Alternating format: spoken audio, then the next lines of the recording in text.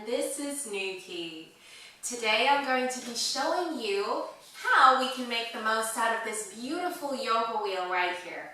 So I've been using my Yogi Bear wheel for about 4 years now, and I absolutely love it. It is such a therapeutic tool and little asset that I have in my list of props that I use to lengthen and open my chest and shoulders. So I'm going to be taking you through a short tutorial on some of the poses that you can practice if you've got a wheel, and if you don't have one, maybe you should watch this tutorial and then hopefully that should give you a better idea of how you can make the most out of this wheel before you buy one. Enjoy the practice, everyone. Let's meet on the mat. One of the many ways we can open through our heart and shoulders is to come into this seated reclining pose. Comfortably try and rest your upper back, shoulders, and then interlace your hands to support the back of your neck, just allowing your whole back to rest on the yoga wheel. You can also sit in a cross-legged position if you prefer. With your toes resting on top of the wheel, you can come into a different variation of Anahatasana melting heart pose. Let your chest and the chin rest fully on the earth as you reach the arms forwards. A great way to move your spine into deep extension. When I first came across the wheel, I was so happy because I cannot tell you how amazing it made me feel in this very pose that I'm showing you here, which is the melting heart pose. That was the very first posture that I practiced in my wheel journey, and you're going to absolutely love it. Just allow your forehead to melt down to the earth. Stay here for a couple of deep breaths. Such a beautiful pose to practice at the end of a long day. Using the wheel to support you in your low lunge back bend in this manner allows you to really start to open your chest and the shoulders. Let your hands rest on the wheel and start to feel your shoulder blades coming towards each other.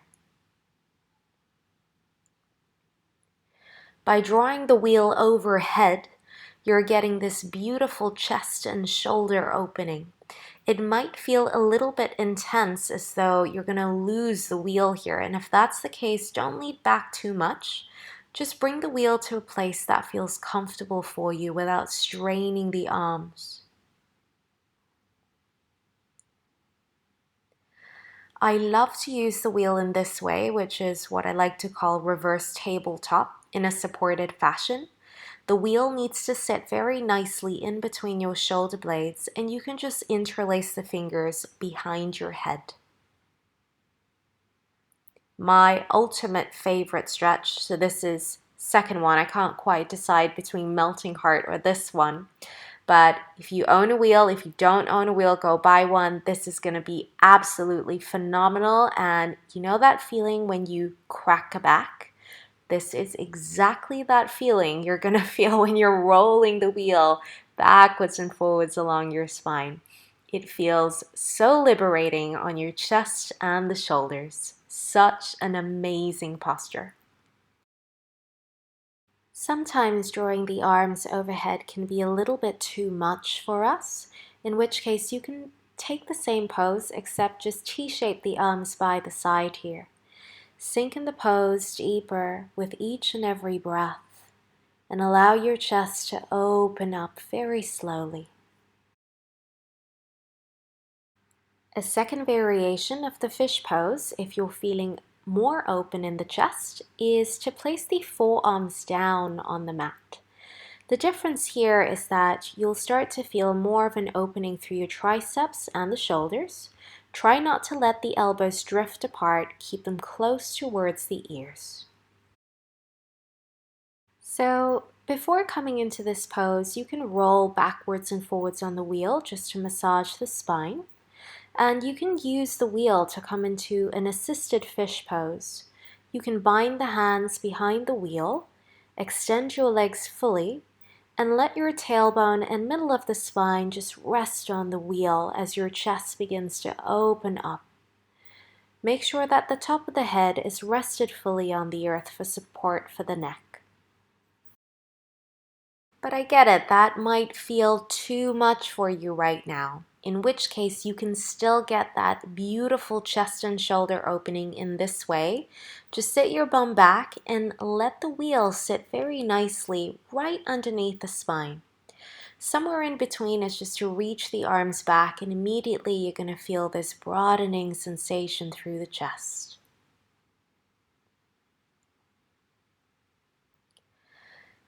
This variation is a half pigeon pose. It gives you a great opportunity not just to stretch your chest and the shoulders, but an opportunity to feel this great stretch through your quads.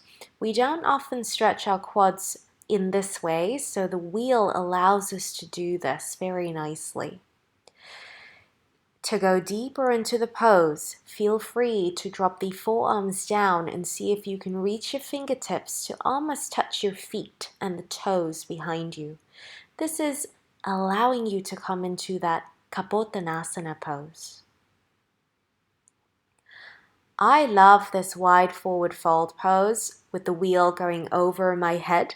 It gives me this beautiful chest and shoulder opening. It feels quite intense because of the weight of the wheel. Again, if it's too much, don't feel the need to go all the way down. You can bring your feet a little closer together, so almost in an Uttanasana standing variation. Don't have to have the feet too wide apart. One of my favorite and fun little ways to use the wheel is in this way. It's a side body stretch that allows you to rotate fully through your torso, and it also gives you an opportunity to lengthen your hamstrings, the inner thighs, and the groin. You can roll the wheel back and forth from right to left. Wide-seated forward fold is a great way for you to get a nice stretch in the hamstrings, but because your hands are resting on top of the wheel, you can afford to sink the heart down and just immerse yourself in this beautiful shoulder opening exercise.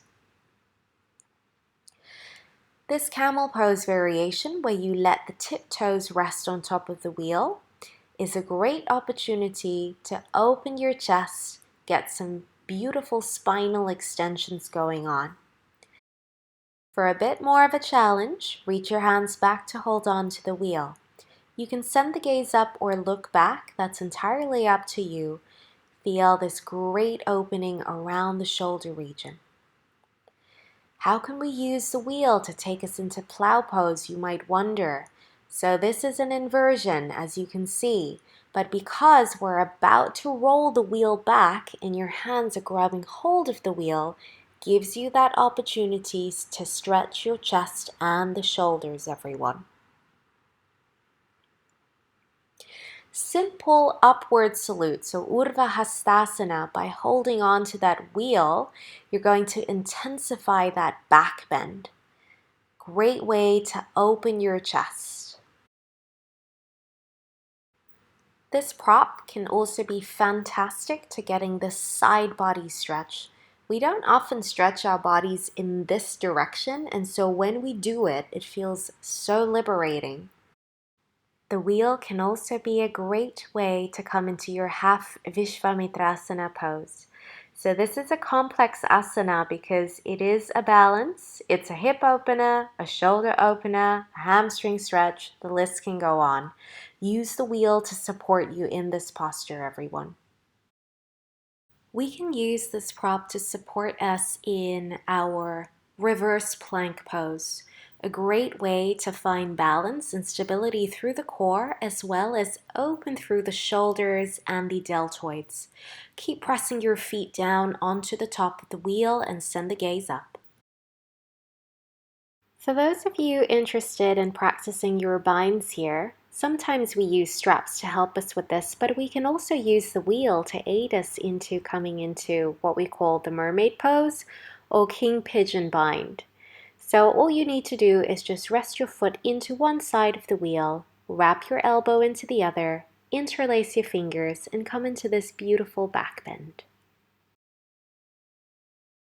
For those of you wanting to come into your one-leg king pigeon pose, the deep variation, then again, slide your foot into one end of the wheel, flip the grip so your elbow is facing forwards, and then maybe you're able to walk the other hand to grip hold of the tip of the wheel.